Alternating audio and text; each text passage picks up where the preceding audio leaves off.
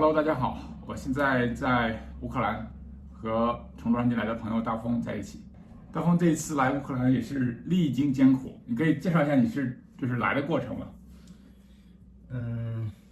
我是11月29号从洛杉矶飞到巴黎，然后当天呢又转机飞到华沙。在波兰在尝试办乌克兰签证的时候呢，因为波兰可能办的人比较多，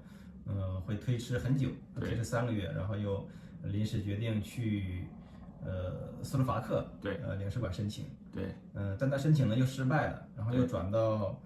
奥地利的维也纳去申请成功了，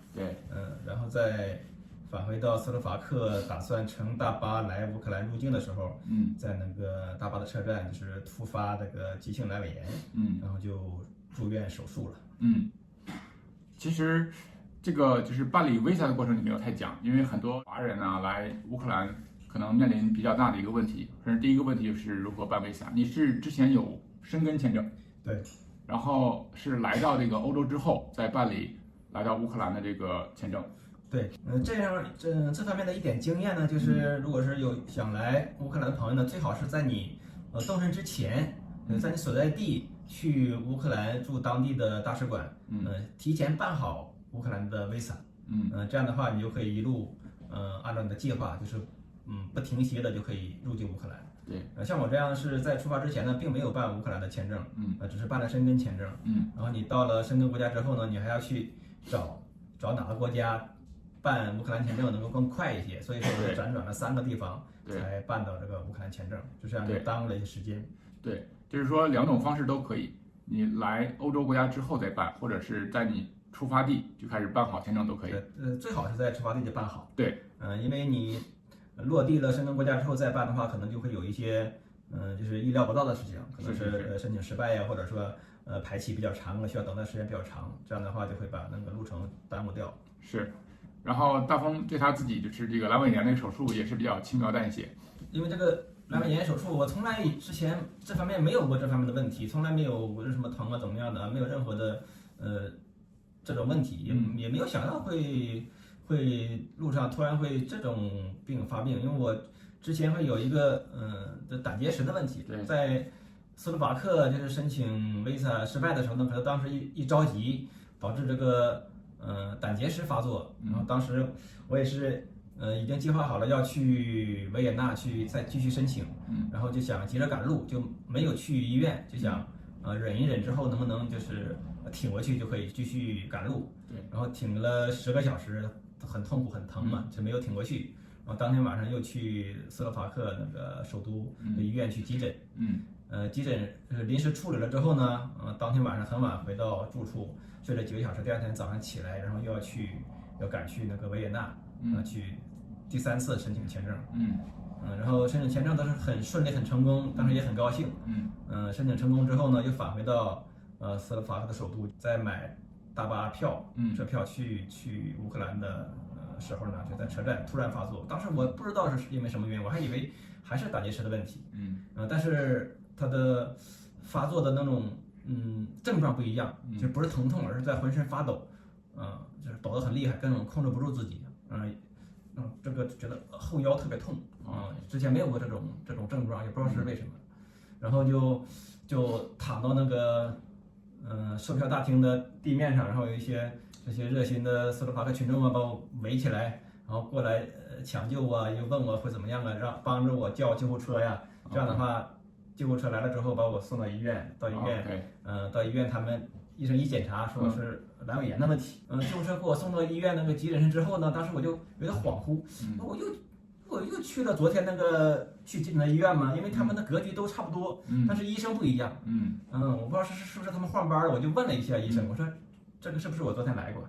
然后医生就我已经给医生看了我昨天去急诊的那个单子，医生就说这是不同的一个医院。OK，明白。然后就做了那个阑尾炎手术。对，然后当时也是因为我的英文不是太好，他们可以使用英语，然后让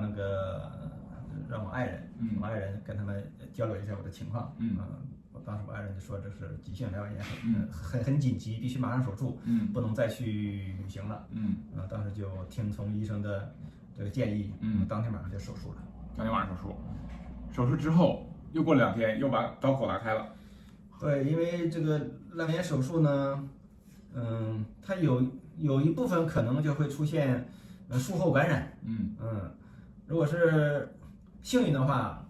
其实是个小手术，2-3天就可以出院。但是我比较倒霉吧，就是头2天感觉还不错，然后第3天就开始感觉不对劲儿，就是吃不下去任何东西，一看到食物就会恶心。稍吃东西的时候呢，就会满头冒汗。当时那些医护人员看我不对劲儿，就马上给我再去推过去做检查，做那个 B 超，做 CT 检查。然后就发现我这个已经伤口刀口在感染，然后那个这个腹腔有感染的情况，有积液。对，然后又开始赶紧进行紧急处理，就是加大量的抗生素。然后第二天呢，对，第二天那个就是一些他们主治医生在那查房的时候，就是当场我没有进手术室，在我的住院部的病床上就对我实施了手术。在病床上，因为对我那个刀口呢，跟国内的朋友当时我给他们拍个照片，他们都很奇怪，说这个阑尾炎应该是一个小手术，就是缝个什么3针4针就可以，为什么我一下开了这么长的一个刀口，开了个13针的刀口？不是，他们有人开玩笑说，是不是他们的斯洛伐克这个国家吧，就是政治上比较短视。前几天他们总理菲佐还去见了普京啊，是不是他们医生也是视力不好，要把刀口开大一些才能看得清楚里面情况？他给我开了一个13针的一个刀口。然后这个术后这个感染之后呢，那个有一个大夫就在我的病床上就用剪刀就剪开了7针，直接也没有用麻药，就是用剪刀就把肚皮剪开了。剪开之后里面那个什么脓水啊，什么那个积液呀，都开始往外那个吸，往外排，这样的。原来是遭受了这么一个就是无麻药剪肚皮的这么一个痛苦。这个听起来描述的挺欢乐的啊，实际上是很疼的。当时我记得他们给我拍了一张照片，那个刀口是开的，我一看，我去，这肯定来不了呀。那你后来为什么还要坚持要来？因为就是他剪我的肚皮呢是很疼，但是当时我也因为我没有看到嘛，我只是躺着，然后那个眼睛是朝上方的，我不知道他在干什么，然后看到有护士在给医生递剪刀怎么样的，我以为他是在剪那个，就是把那个线儿给我拆线儿，但是觉得很痛啊，痛了好几下，痛的我就是会发出那种很大的那声音嘛。他剪完之后，我那个抬头一看，往肚皮看，哇，怎么开了这么大个口子？然后塞进去一大块纱布，然后那血在往外流，脓水在往外流，我自己看着也都很恐怖。但是确实那个医生他就是直接在我的那个病床上直接就给我剪肚皮，可能他确实医术比较高超吧。那个医生挺酷的，扎了一个小辫子，一个男医生啊，每天巡房后面跟着一大堆这个助手啊、什么护士啊，而且还挺幽默的，说话很少，只说每天就是说个1-2句话，然后后面的这些的助手护士都是哈哈一通笑，很酷的一个人。可能医术比较高超，就是直接给我不用麻药剪肚皮。但他确实他操作了之后，马上我的感觉就很好了，就很舒服了。在那之前那2天，就是手术后的第3天、第4天，就是那个术后感染之后那2天是特别的痛苦。每天一点力气都没有，就像死了一样。那时候真的是不想来了。我看你信息都不回啊，对，包括你太太也是就着急，每天连看手机回个信息的力气都没有。那当时我太太就吓得就是以为我不行了，怎么样了？她赶紧想办签证，赶紧过来。还好经过这个医术高超的医生处理之后，开始逐渐好转。就是每天就会过来，就是大量的抗生素，每天好几大袋的输进来。然后这个每天把它给打开换纱布，那纱布都是吸得满满的那个脓水。对。最开始换的时候就是把那个纱布一揭开，那些护士赶紧拿盆揭呀，拿毛巾堵啊这样的啊。头几天的肚子胀得鼓鼓的，里面的脓水什么的。对。后来就逐渐好转呢，就人又开始这个不安分，又开始想嘚瑟，然后还是要决定要来。但是来也之前没有告诉家里人。之前也不敢告诉，怕不让来嘛。就是之前我是给他们发了一个，就是带着一些含有一些信息的，给他们发了一个短信上发了一段，朋友还有家人，就是我做了一个梦，我做梦，我坐了一个什么双层大巴的最后一个座位上，然后这个车上的乘客都很奇怪，是每个人都是那个对着旁边一个空座位，在说话呀，在叹气什么。其实就是当时我已经坐上大巴了，就是大巴里面的真实情景。因为这边的大巴吧，它没有那个卧铺大巴，都是座位。对。然后这些乘客他想舒服一点呢，都是每个人要买2个座位。对。这样一个人的话，他可以靠着稍微躺一下。然后每个人都是拿着手机，就好像在对着旁边的空座位什么叹气一样。对。我就给他们描述了这个场景，我说这是我做的梦。其实当时我已经在大巴上正在往乌克兰行驶。然后然后那个我爱人就说完了。他那个精神脑子也坏了，我的朋友们开始给我解梦，怎么样的，精神恍惚了。对，最后直到我成功的，因为那个坐了一夜的大巴车，对，然后在边境还等了3个小时，在边境还等了3个小时，最后终于大概是第2天早上10点，终于入境乌克兰了。我开始拍了一段乌克兰的街景，告诉他们我成功入境乌克兰了。对，我记得那天应该是12月13号。早上那天我在乌日霍洛德接着大风，因为他知道现在他这伤口还是在开着的，还没有缝合啊，因为这个他可能要回洛杉矶之后才能缝合了。这边的医生说现在缝合不了，然后里边在自愈啊。我当时就想，是不是一见面我就得马上送到急诊？确实当时见面的时候感觉你也挺憔悴的，是对，人挺累的。对，当时比较虚弱，因为我最虚弱的时候就是从那个斯洛伐克首都布拉提斯拉瓦，从那个医院出来的时候，其实他们那边的医院吧，就是他们觉得你可以出院了，他们就是要求你立即出院。当时我也挺奇怪，因为刚刚剪开肚皮之后，刚刚2天吧，他们觉得我已经被那个病情已经控制了，就是你的炎症已经控制住了，然后就开始就是说劝我出院，但是正常的出院是有家人过来接的呀，他说要给接到家里面去的，我怎么走啊？我没有住的地方，对，那个举目无亲，没有任何一个人，谁能把我接走？我去哪里？没有办法。然后我还是等于是在那里面赖了1天，然后第2天我才开始让 Freeman 帮我买票什么的，我才开始开始上路嘛。我最脆弱的时候就是刚刚从那个病房里出来，一个人，还要背一个挺重的背包，还要拉一个行李箱，从那个医院的住院部里出来，然后走到那个大街上，结果从医院的住院部出来，走到大街边上，都费了很长时间，我不知道怎么走，我都不知道怎么走到路边，我要问这个问那个，语言都不通，当时还很虚弱，走路很缓慢，走到大街上还挺冷的，也挺晚的，当时我就是过来的，从我经过的每一个行人，我都担心他打劫我，人家打劫我没有任何的还手之力。然后打了一个 Uber， 等了10几分钟，然后给我送到那个大巴站，送到大巴站。那大巴站就是我前几天在那去突然发作的地方。我在那还专门拍了一个照片，当时他已经下边没有人了。当时我这个躺的地方，躺那个凳子、椅子上啊、地上的地方，我还都记得。我拍了一些照片。就在那个地方，就是上的大巴车。明白。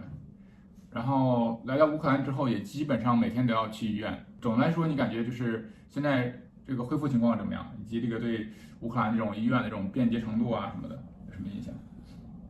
我觉得挺好的。你看，头2天在乌日霍洛德，去那个公立医院，他们也都免费给做的，免费给做，处理的比较粗糙一些，但是是免费的。后来在利沃夫啊、基辅啊，都是找的一个私立医院。私立医院就是条件挺好的，当地应该是条件最好的私立医院，但是收费对于美国来说挺便宜的，对，大概$20这样。$20左右。就是最开始好像是450个里，我记得在第一点，后来这边要贵一点，对，都是10几$20。最后一次处理，昨天就是医生说，就是已经那个恢复的很好，那个伤口在越来越小，他说可能最终会自己就会合上，就会愈合，可能不用这个再缝上了。因为我之前一直想着能够早点把它缝合，早点缝合的话，可能就那个心里面就会安心一些，这个肚子上不用开个口，直接通了大气了。缝合之后可能就会做更多的事情啊，做更多的动作。但现在他们说觉得也可以，他不用缝，如果自己能够愈合就更好。是。可能这个伤口已经经过了几个国家，经过了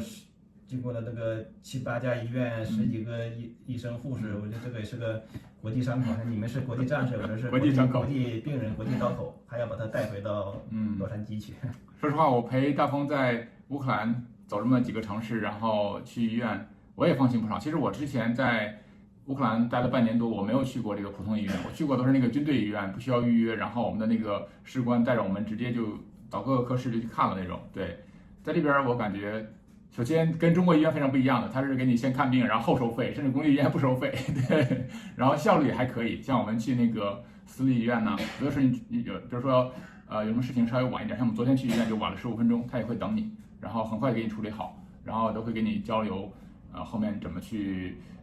就是保养啊这些。我觉得总的来说吧，这个乌克兰的医疗系统还是挺让人放心的。对，包括斯洛伐克那边也是的，他们也是先那个救治，先救治，最后再交费啊。这跟中国绝对不一样，不交钱不让你进医院。对，我去斯洛伐克那个救护车给我送到医院之后，后来当时可能我有一些记不太清楚，还是说是昏迷怎么样的，然后我就找不到我的那个护照了，好几天我找不到，当时我就问那个护士，我说是不是我的护照被你们押到财务室了，他们说帮我打电话问怎么样，后来也没有问吧，就是直到要出院的时候，我突然在包里的另外一个小隔层里面找到的其实是我另外放了一个地方我给忘了其实我入院的时候他并没有要我任何证件，没有任何证件，然后已经就让我在那住了大概1、2个星期的医院最后才结账。对，我要出院的前天才结账。我结完账之后呢，等于说我又在那个住院部又赖了一天，要走的时候我说我要不要把这一天的费用结了？他们那个就是住院部的护士他说不用最后一天现在就是免费住了。对，明白。OK， 咱们接下来就聊那个在乌克兰的情况哈，是什么原因让你就是冒着这么大的一个风险要来？因为我介绍一下背景，之前大风要来，我们其实有一个计划，带着大风去基辅的独立广场，然后就满足承受量的那个遗愿嘛，是准备跟大风一块儿去的。后来因为有几个朋友是在军中休假的状态，然后时间是没有办法就是迎合大风嘛，当时我也觉得可能来不了，所以我就先去了。然后我们一见面就说大风绝对来不了，绝对来不了。但最后你还是来了，所以大家都很意外。这是什么？到底什么原因让你就是一定要来这个地方？这个我觉得乌克兰吧，对于每一个这么个群体的人，包括所有的我相信福瑞班的粉丝都有这样一个乌克兰的情敌。就从乌克兰开战的时候，我就想来。这是个情节，但可能因为这个家庭原因、工作原因嘛，一直都来不了，但是这个心结一直在吊着，到最近这段时间，比如说时机成熟了可以来了，就开始计划着来。其实我在上一个月的时候已经有机会来，但是当时因为工作原因，就是腾不出来这么一大段的时间，所以只是第一次办了申根签证，只是去了法国，就是很短促的待了几天，待了几天，然后。第二次再申请签证，就是申请的那个时间长了一些，就是可以说至少有半个月的时间能够来乌克兰，这样就是才计划来，但是可能因为这个突然这个手术住院呢，就是这也算是一个坏事中变成好事吧，就可以让我在这边多待一段时间。等于说原计划是待半个月，实际上我这次就是待了1个整月，了。明白。这个情节呢，就是就要相信每一个正在看这个视频的人，大家都有这种情节。可能你们每个人都想来看看，就是看看什么时候时机成熟才能来。明白。那来乌克兰之后的印象呢？就是比如说咱们第一天来到乌日霍洛德，有没有感觉好像来到战区了，马上要进入一种很危险的那种感觉，就是要就第一天我倒是没有感觉到，那个乌日那个城市比较小比较很靠近边境没有感觉到。后来到了利沃夫这边就感觉到很浓厚了，就是这种。就感到这个国家就是在一种战争的范围里面，因为你在火车站在那个大街上或者在餐馆吃饭的时候，你就是经常会碰到那个穿着军服的军人，就他们在办事儿他们在转部队他们在奔赴前线的这个路上就是火车站就很多都能看到这个穿军装的军人，对，然后也会大街上看到一些这种那个广告这种喷绘这种军事战争题材的东西你就会知道，这个国家在这个战争状态里面。对，然后还经历了这个防空警报，在利物浦那一天，对，但是防空警报其实也没有那么吓人啊，感觉没有太多人动。是，当时我们正在一个饭店吃饭嘛，听到防空警报，还专门出来听一听，听一听，然后就满天空找看能不能找到那个炸弹导弹呢。然后这个餐馆里的人还是都吃在吃他的饭呢，干嘛？对，这个营业员呢都是在做自己的工作呀，好像没有影响到他们的日常生活。明白，是有一些人吧，可能到防空警报的时候还会躲防空洞啊，或者去地铁里啊，或者去商场的地下一层相对比较安全的地方。但是就我的体验吧，绝大部分的乌克兰人都已经皮了，都不会去了，90%以上的乌克兰人都不在意这个防空警报这个事情了。对。然后这次来，其实从到乌克兰的最开始到现在应该2周时间，我感觉每天都很忙，见了很多人，尤其是见了一些有军队的指挥官，有这个华人的志愿军正在参军的这些朋友们，对这些有什么感想？在这边首先就是弗里曼带我见了很多已经到达乌克兰的华人，就是我是直接近距离的接触了这个群体，就了解到这个群体的这个心态呀，包括他们来乌克兰的这些艰辛的这个路程，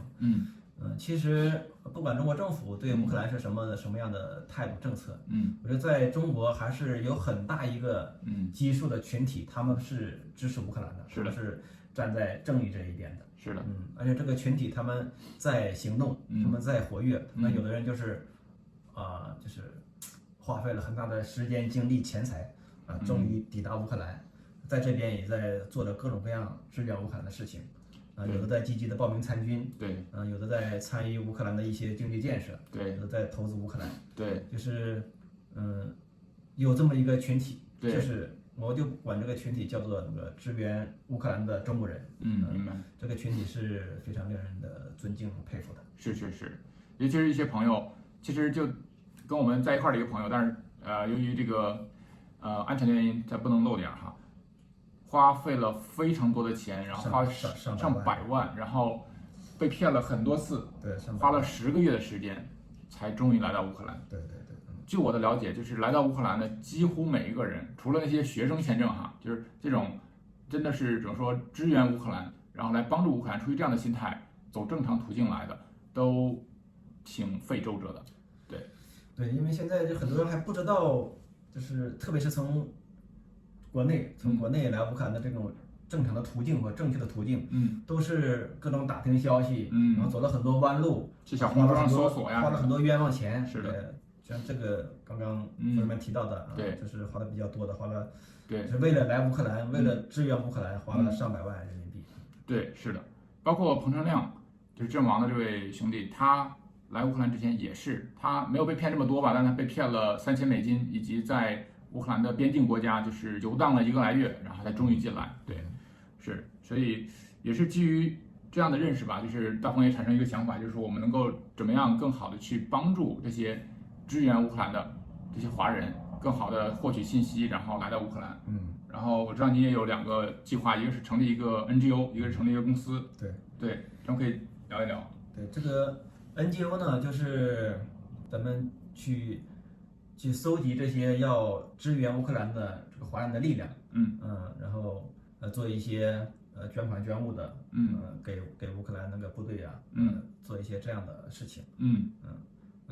另外一方面呢，就是我们在计划在这边开办一个移民公司，因为我在美国就是做这一行的，就是想给就是来乌克兰的，比如说如果是想来参军的呢，我们就给提供这个免费的义务的服务，关于的签证啊，就是怎么到达这个，然后对于这些想来投资的移民的呀，我们就是给提供一个规范的一个移民服务吧，明白，免得这些想来的人呢，就是走弯路啊，上当受骗的。对，明白。而且我们一块儿因为见了，我就不说那个具体的旅的名字了，一个乌军正在服役的一个指挥官。然后他在跟我们聊天的时候也提到，他们其实需要很多的帮助，这些帮助可能也需要我们通过 NGO 和公司这种形式来去运作。比如说，他们甚至提到需要2手的这种皮卡车，甚至是需要一些，当然无人机啊，这个干扰器啊，甚至一些配件啊，这些都是一直都有非常大的需求。对。然后以及呢，就是说像我们有一些国内的朋友想来的，尤其是在彭成亮阵亡之后，几乎有段时间吧，几乎每天都有人来咨询我，要来乌克兰，有的来参军，有来当志愿者，怎么来？我觉得问我的一般我还怎么说，会愿意去回复，但是我有的时候我自己的信息我也不确定是不是有把握的。我自己因为我来是不需要签证的，我是用的美国护照嘛，所以现在我也跟着大风走这一路，我也了解越来越多。可能以后要是有这个 NGO 和公司的话，在这样的平台下，我可能也更有把握的去给大家发送一些信息，提供一些必要的帮助，也免得大家花冤枉钱啊。甚至是1个月之前，我们有2位朋友在摩尔多瓦边境被遣返，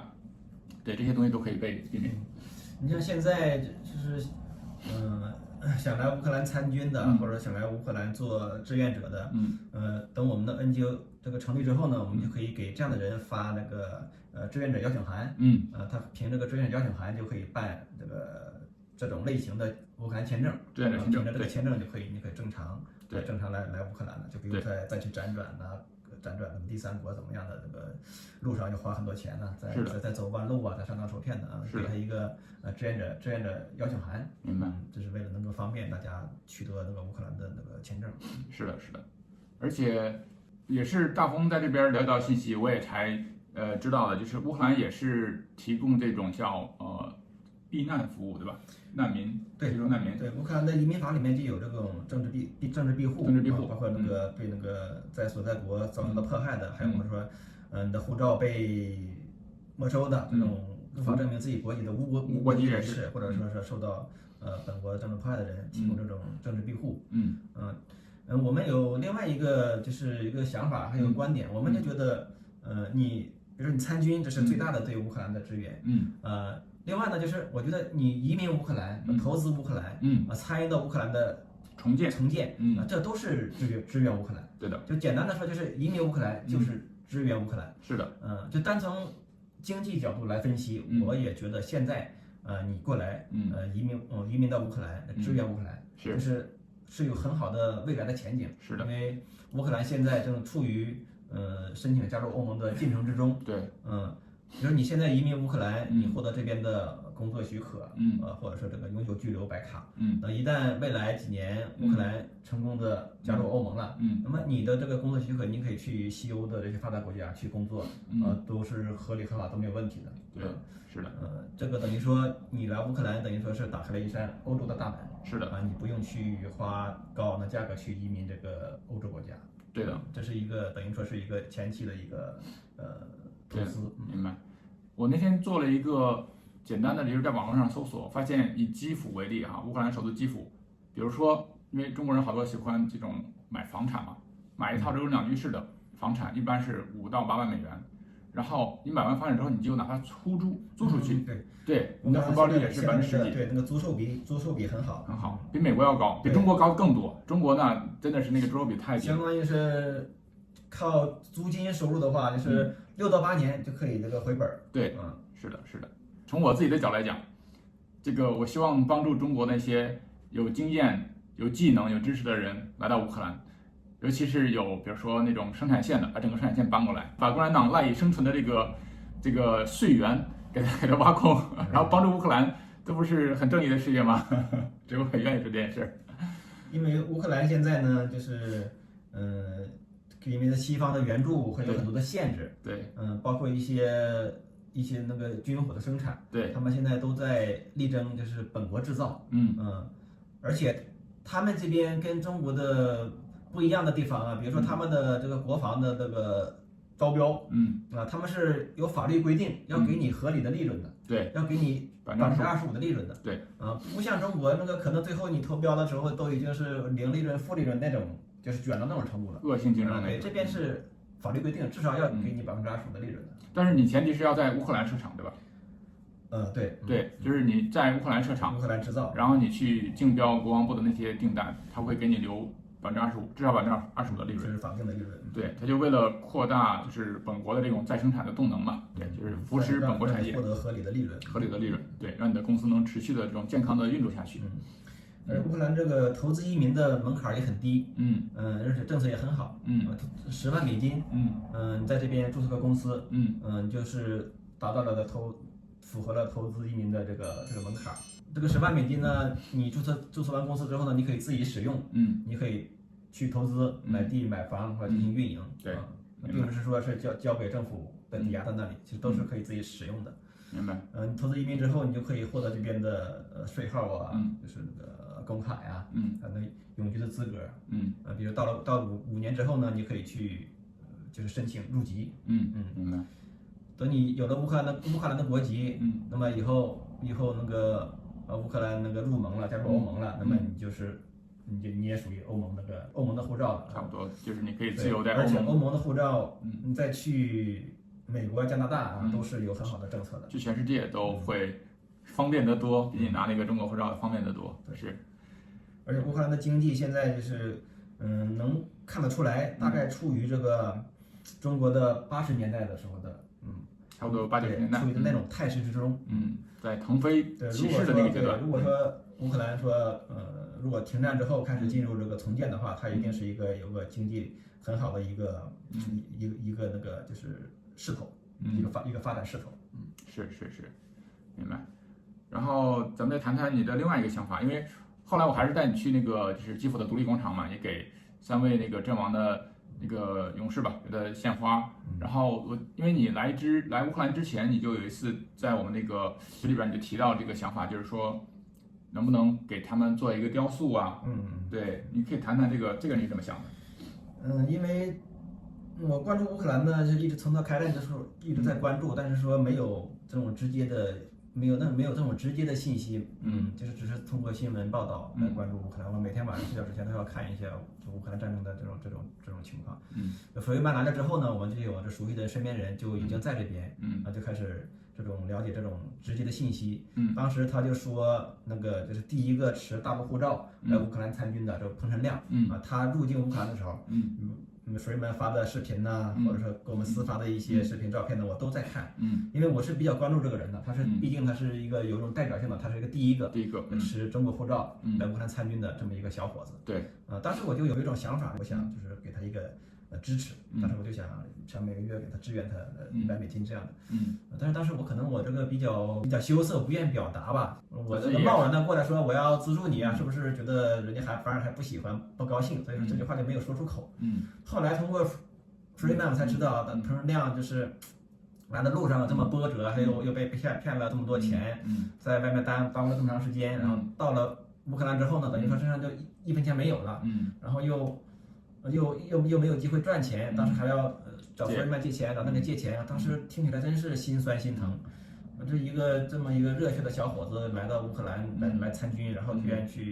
要去承受这种经济上的这种困顿，就觉得特别的心疼。是，所以说暂时又听到他这个阵亡的消息，让我觉得非常难过。一直想就是说，想做一些事情来个补偿自己的这种心理吧。所以当时很想继续去参加给他在那个自由广场的那个仪式嘛葬礼，但是因为这个手术呢就没有来成。对这个事儿有点遗憾吧。然后我去了那个自由广场之后，因为弗雷曼之前他也多次去过那里，就那个地方是让我非常感动的一个地方，那么多国旗，那么多阵亡的地方。全世界各地的国旗，就是只要有一个国家的人为乌克兰而阵亡，就会有那个国家的国旗。就是那个地方，就是每次我经过那里都会心情很沉重，都会那个地方让我非常的感动。当时我在想给我们那个移民公司找办公室的时候，我就想怎么样能够在金融广场附近，能够找到一个办公室，最好它的窗子呀能够看到这片地方。对，我觉得那个地方在我心里是非常神圣的一个地方。是，有这么多阵亡的年轻人，你在那走一圈之后，看到他们的照片，都是那么的年轻、英俊、潇洒，那么朝气的这些小伙子。但是都已经阵亡了。对，是这些人就是整个世界最值得人尊重的人。是。所以我有的时候对这个一些现在的这个国际形势非常的气愤。就是让那个乌克兰这么一个刚刚建国20几年那个弱小的国家30几年，91年，就是独自去对抗这么一个庞大的恶魔，世界第一对拥核大国，然后这些西方国家都在互相推诿，说你上，自己都要往后退缩。我觉得说他们这些人都是在援助这些国家在援助乌克兰，其实本质上都是在帮助自己。是，因为乌克兰倒下的下一个就是欧洲了，你，对不对？就是波兰，就像我们是一个人群，一个恶魔鬼正在向我们冲过来，前面这些勇士，只有这些前面勇士在跟他搏斗，这些勇士们倒下了，就是在独立广场那些他们倒下了，那么下一个就是你，对，就是我，对，是，但是这些人都是在后面都指望着别人先上去，是，指望着灾难拿着高个子先顶着，是，然后对这个国际形势非常的气愤，